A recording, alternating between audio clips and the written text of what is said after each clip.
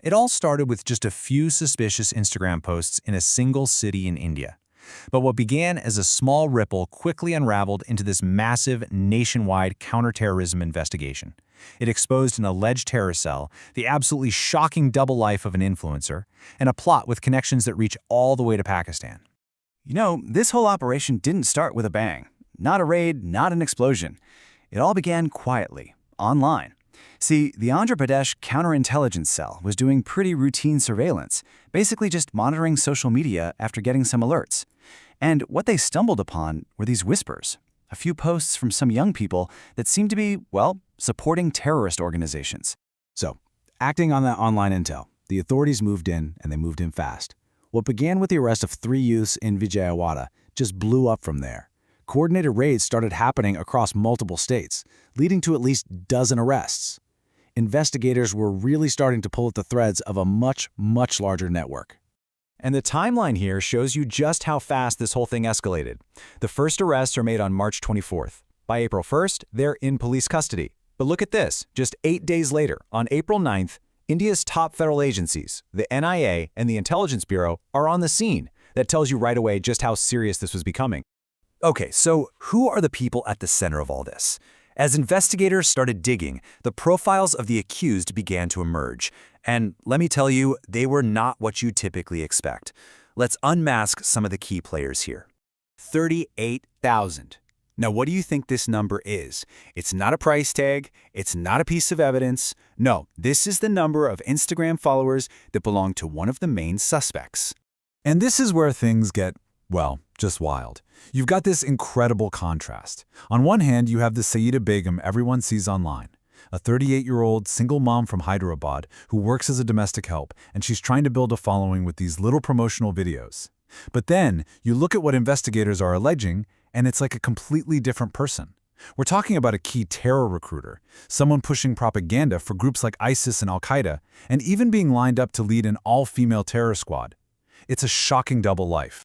Now, Sayeeda Begum was allegedly not working alone.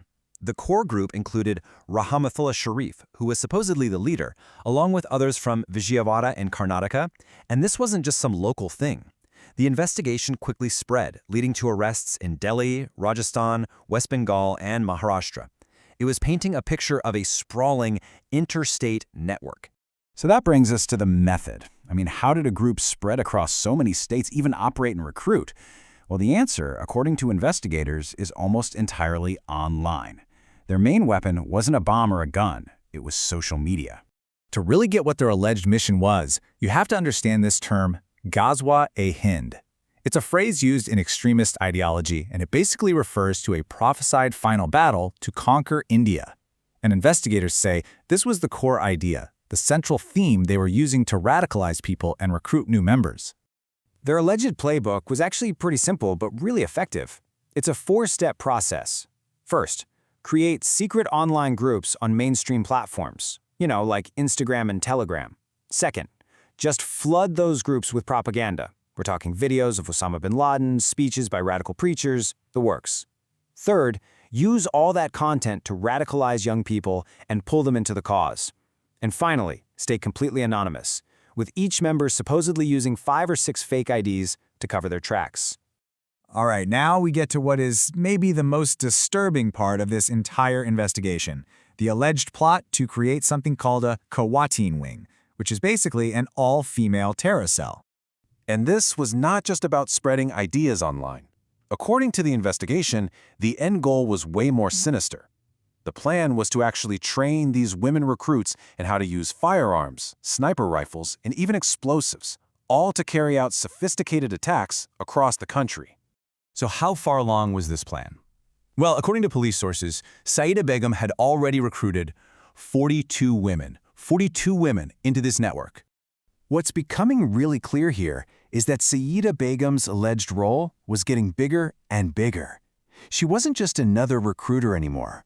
Police believe she was being actively groomed by her handlers to take command of this entire female unit, making her an absolutely central figure in this whole plot. And, as you might have guessed, this plot wasn't just a domestic issue. During interrogations, a clear international dimension quickly came into focus, with handlers allegedly calling the shots from outside of India. The alleged chain of command stretched right across borders. You have the prime accused, Rahmatullah Sharif, and Sayyida Begum. Both of them were reportedly in direct contact with a key handler named Al-Hakim Shakur, who's believed to be based in Pakistan. And other members of the cell? They were apparently getting instructions from handlers in Bangladesh, Afghanistan, and the UAE. So what were these foreign handlers telling them to do? Well, according to the investigation, the directives were crystal clear. Motivate young people for jihad, help them travel to Pakistan and Afghanistan for training, feed them a steady diet of extremist propaganda, and, according to police, even arrange for weapons to be supplied.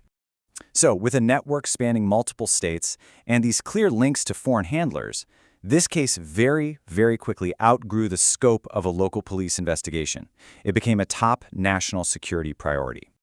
But that really brings up a key question, right? What's the tipping point for a national agency to step in? I mean, why did a case that started locally in Vijayawada end up in the hands of India's top counter-terrorism unit? Well, there were a few huge factors. The international connections were obviously a major reason, but you also have this complex interstate network, which is just incredibly difficult for a single state's police force to handle.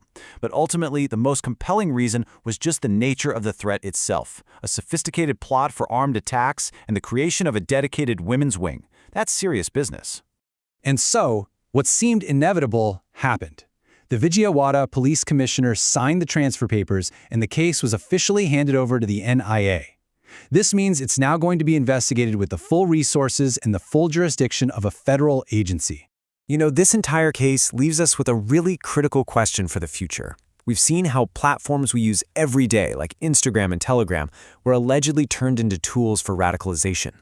So as the front line of terror recruitment shifts from physical spaces to digital ones, how does the fight against it have to change too? That's something to think about.